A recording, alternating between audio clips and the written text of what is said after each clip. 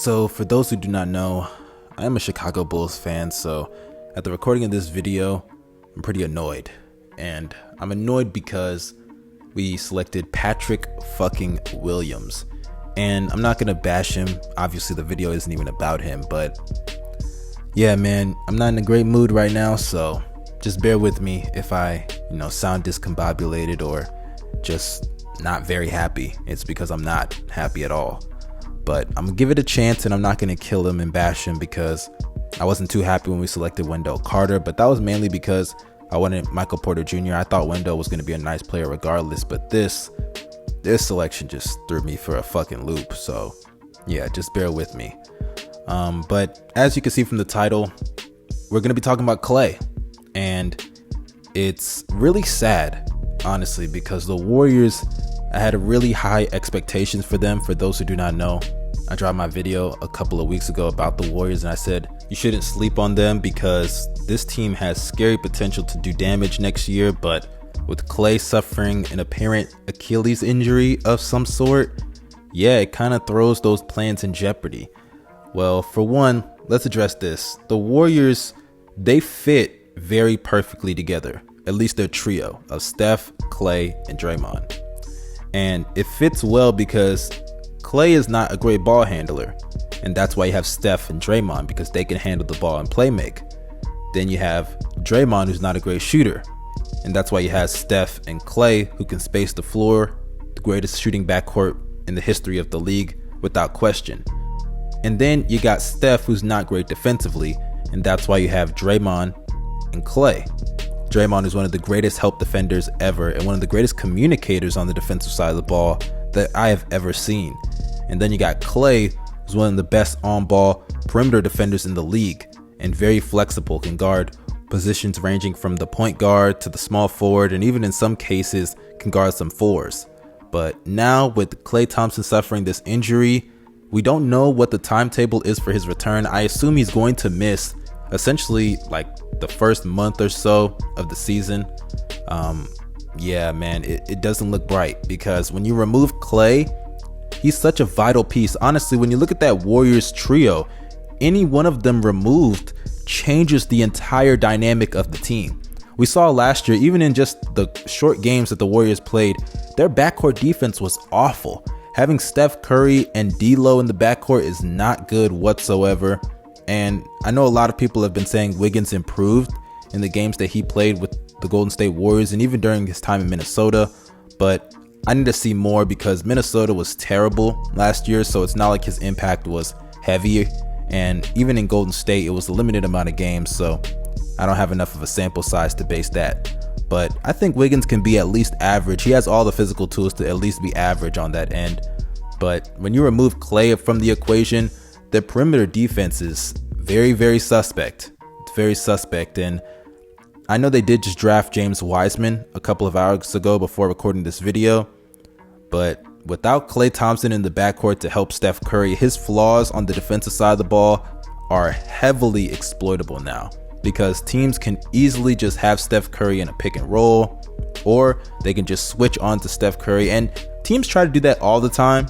But now without Klay Thompson there, who's going to be playing the two? And we all know their guard depth was already weak. And it sucks, man. It really sucks, because now without Klay Thompson, not only do you lose defense, but you lose a shooter. Arguably the second best shooter in the NBA. And now the floor shrinks again, and that's more pressure on Steph Curry. So I expect to see doubles, triples, and hell, even just straight up all the attention focused on Steph, because offensively, all the other guys on the team are no threats whatsoever. Other than James Wiseman, we don't know how his game's going to translate to the NBA. Hell, he only played 3 games in college, but I will admit those 3 games were very impressive. He was just flat out dominant. He can protect the rim, he can score rather efficiently, and he can get boards. So definitely he has some upside, and he's going to a winning culture that can develop talent just as good as almost any other organization in the NBA. So that's at least a plus. But as far as Klay Thompson's injury goes, man, this does not look good. This does not look good at all, because when you look at this Golden State Warriors team, yeah, like I said earlier, Klay is just too vital of a piece, And now so much attention is going to be based on Steph, because I don't know if a lot of people saw this, but in the finals, one of the reasons why the Warriors lost, other than the fact that Kevin Durant wasn't there, was when you removed Klay from the court, all the attention was on Steph. And as much as I like Steph can't do it all. All right. He's not the kind of guy that's going to be carrying a team, and he can only do so much at 6'3", 180 pounds. When he's doubled and tripled, he can definitely pass out of doubles and triples. I don't think he gets enough credit for that. And I don't expect the Warriors to just be god awful next year. I still think they can make the playoffs. They can be like a 6th to 8th seed. But without Klay, that's how far they fall. They had the potential to be a top 3 seed in the West, and now they're competing at the bottom, just like all the other teams with the Trailblazers and potentially the Suns and all those guys. So it really sucks, because I was so hyped for the Warriors. I really was hyped to see the Splash Bros back. For those who do not know, Steph is my favorite player, so I really wanted him to show people and remind them of who the hell he is. And I still think Steph can have a monster season. I still expect him to have an MVP caliber season. He's going to have to carry, and like I said earlier, it's harder for Steph due to his size and not having that physical advantage like other guards like Russell Westbrook. But I still believe that they can make the playoffs. It's just going to be a harder struggle, honestly. It's going to be a harder struggle, and it's not like they can go out there and sign players, but I do wonder if the league's going to give them like some type of cap flexibility, because I know the Celtics got something like that, and I think the Nets too when Kyrie got hurt. So maybe the league will give them that. But yeah, man, it's not like they can go out there and sign somebody. Andrew Wiggins is taking a whole lot of cap. Klay's taking a lot of the cap with his contract. Steph is on a max. Draymond is on a max. They're hella capped out. So the roster that they got is the roster that they got to work with moving forward. And like I said, it's not impossible for, Klay to come back at the end of the season and gain his groove. But considering that Klay hasn't played since the finals in 2019, that's almost 2 years of missed action. What's the difference between what Klay's going through and John Wall? I'm just saying, I can't just have different standards for different players. For those who do not know, I'm very critical about John Wall's return. A lot of people are saying that he could come back as an all-star and all that, and I heavily disagree, because considering that John Wall was already declining when we last saw him, adding 2 years from when we last saw him and an Achilles injury to his resume, yeah, you're definitely going to see a decline. And maybe Klay may decline on the defensive side of the ball. Who knows? I expect his shooting to still maintain, but his defense, lateral quickness, a lot of that could potentially be damaged due to these injuries. These injuries are to his legs, ACL injury and an Achilles injury.